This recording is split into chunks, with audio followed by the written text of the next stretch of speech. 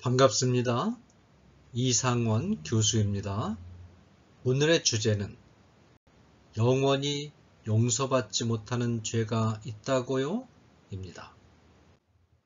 이 주제는 청소년 미래 세대의 고민 2 일부 죄 구원 10개 주제 중에서 6번째 주제입니다.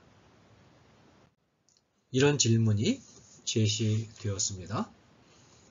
마태복음 12장 32절 또 누구든지 말로 인자를 거역하면 사심을 얻되 누구든지 말로 성령을 거역하면 이 세상과 오는 세상에도 사심을 얻지 못하리라 라는 말씀이 있잖아요.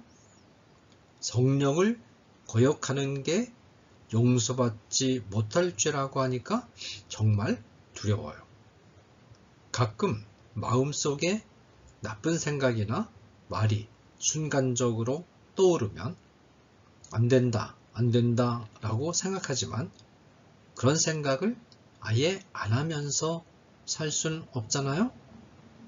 만약 제가 용서받지 못하면 어쩌죠? 네, 이 질문에 대한 저희 답변입니다.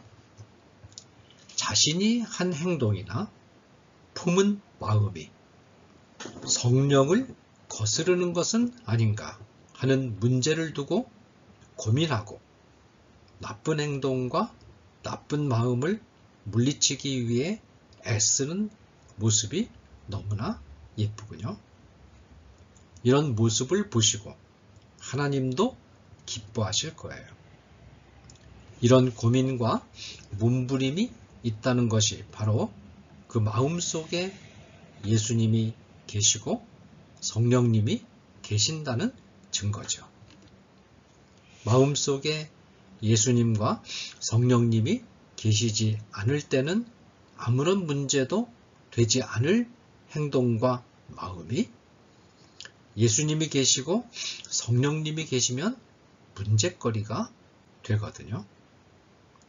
먼저 우리는 행동으로 지은 죄든 마음으로 지은 죄든 모든 죄는 성령님을 거스르는 죄라는 사실을 기억해야 해요. 그렇다고 모든 죄가 영원히 용서받지 못하는 성령 회방죄라는 뜻은 아니에요.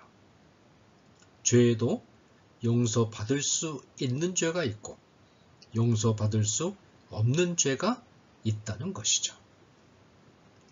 그러면 질문한 학생이 인용한 마태복음 12장 32절에서 말하는 영원히 사함을 받지 못하는 성령을 거스르는 죄란 어떤 죄인지 생각해 볼까요? 이 죄가 어떤 죄인지 알기 위해서는 마태복음의 앞뒤 문맥을 살펴보아야 해요. 본문에 의하면 바리새인들은 예수님이 귀신을 쫓아내시는 것을 보고 예수님이 바알세불이라는 큰 귀신의 힘을 빌려서 귀신을 쫓아낸다고 비난했어요. 이 비난에 대해서 예수님은 귀신의 힘에 의지해서가 아니라 성령의 힘에 의지해서 귀신을 쫓아낸 것이다 라고 답변하셨어요. 계속해서 예수님은 귀신은 성령의 힘으로 쫓겨나갔기 때문에 귀신을 쫓아낸 일은 하나님 나라의 일이라고 말씀하셨어요. 마태복음 12장 28절 말씀. 즉 예수님은 성령님의 능력이 나타나는 하나님 나라의 일을 귀신의 일이라고 비판한 바리새인의 태도를 가리켜서 영원히 용서받지 못할 죄라고 하신 거예요. 즉 한마디로 말하면 예수님이 하시는 구원 사역을 악한 태도로 받아들이고 방해하는 행동은 영원히 용서받지 못하는 죄라는 것이죠. 성령 회방 죄가 뭔지 궁금하시죠?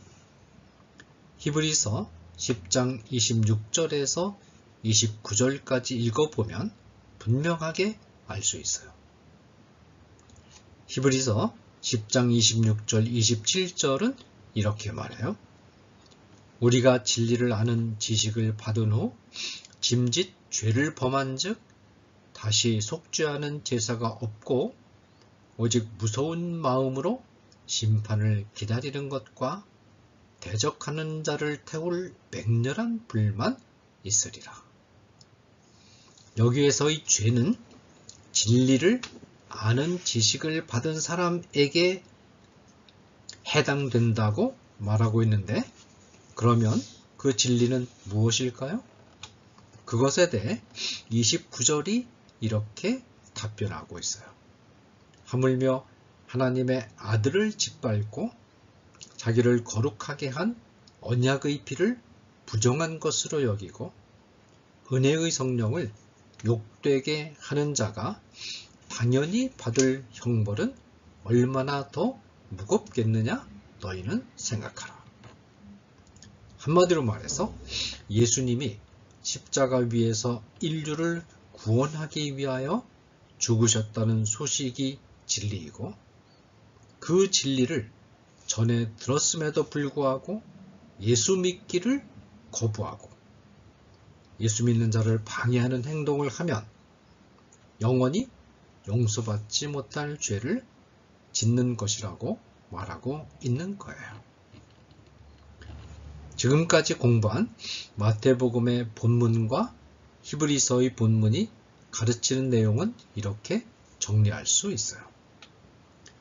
예수님이 우리를 위하여 십자가 위에서 돌아가셨고 이 예수님을 믿으면 구원받는다는 소식을 전해 들은 사람이 구원의 소식을 받아들이기를 거부하고 예수 믿는 사람들을 악랄하게 괴롭히는 행동을 하면 영원히 용서받지 못할 죄를 짓는 것이다.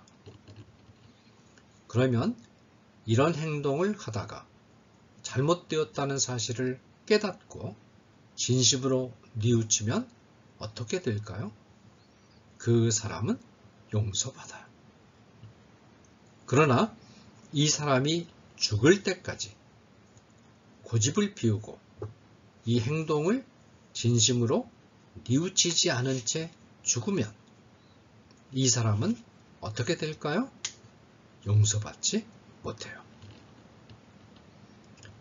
이제 분명해졌죠? 여러분, 예수님을 구주로 영접하셨지요?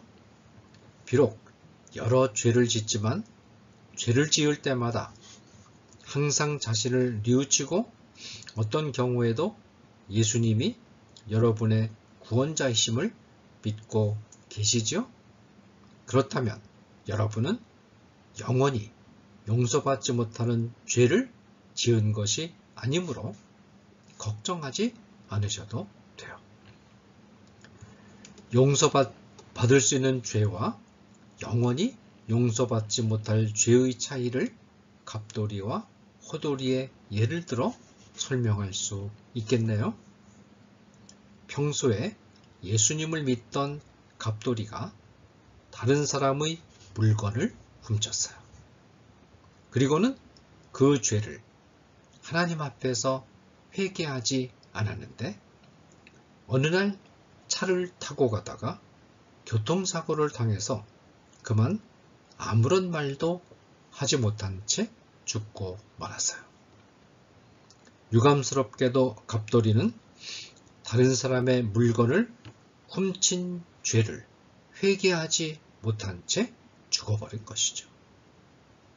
그러면 갑돌이가 죽어서 하나님 앞에 서서 용서를 구할 때 갑돌이의 죄는 용서받을 수 있을까요? 네, 확실하게 용서받을 수 있어요. 그리고 하나님 나라에 들어가는데, 그리고 그 안에서 살아가는데 아무런 문제가 없어요. 물론 하나님이 하나님 나라에 들어가기 전에 갑돌이를 완전히 변화시켜 주시겠죠. 그것을 영화라고 해요. 글로리피케이션, 완전히 변화시켜 주셔서 하나님 나라에서 살아가는데 조금도 어려움이 없도록 해 주실 거예요. 은혜로 그렇게 해 주실 거예요. 그런데 이번에는 갑돌이와 같은 차를 타고 가다가 죽은 호돌이의 경우를 생각해 보겠어요. 호돌이는 여러 번 예수 믿고 구원 받으라는 초청을 받았어요. 그러나 호돌이는 구원의 초청을 받아들이지 않았어요. 예수님께서 인류를 위해 십자가 위에서 죽으셨다는 진리도 우습게 여기고 받아들이지 않았고요. 그리고는 예수 믿는 친구들을 괴롭혔어요. 호돌이는 끝내 자신의 잘못을 회개하지 않았어요. 이런 상태로 호돌이가 죽어서 하나님 앞에 서면 호돌이는 용서받을 수 있을까요? 용서받지 못해요. 왜냐하면 성령을 회방하는 죄를 범했기 때문이에요. 우리의 생명이 끝나는 그 시간까지, 그 시간 전에 예수 믿는 것을 거부하지만 그러나 돌이켜 회개하고 예수님을 구주로 영접한다면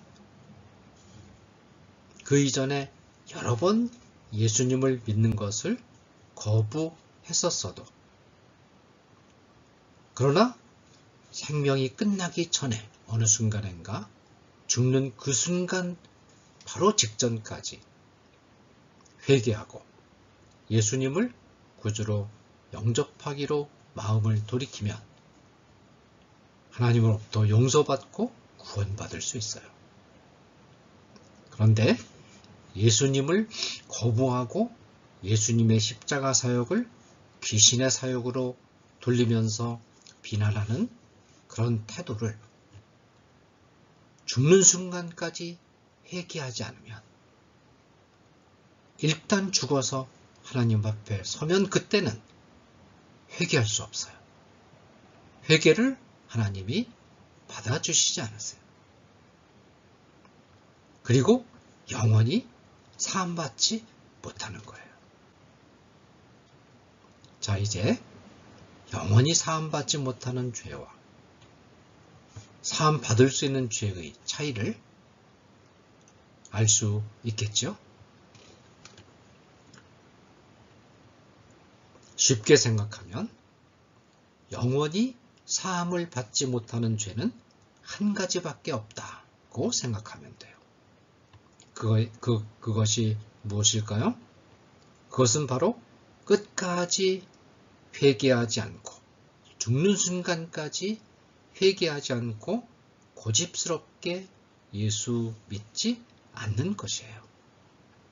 일단 세상을 육체적 생명이 끝나고 나면 다시는 예수님을 믿을 기회가 주어지지 않는다는 거예요.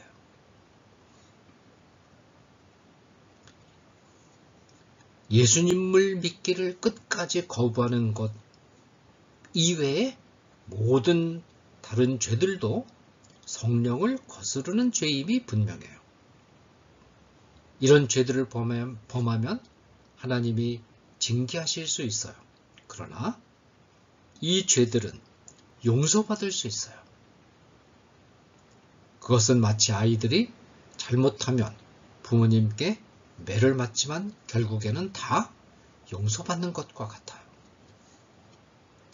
우리가 우리의 마음과 행동으로 짓는 죄들은 다 성령을 거스르는 죄이기 때문에 죄를 범하지 않도록 최선을 다해서 노력해야 돼요.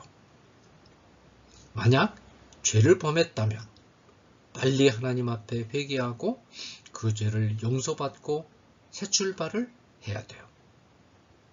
그러나 우리는 예수님을 거부하는 죄가 아닌 다른 죄를 범하고 난 후에 영원히 용서를 받지 못한다는 두려움에 사로잡혀서는 안 돼요. 왜냐하면 예수님을 끝까지 믿지 않는 죄를 제외하고는 용서받지 못할 죄가 없기 때문이죠. 감사합니다.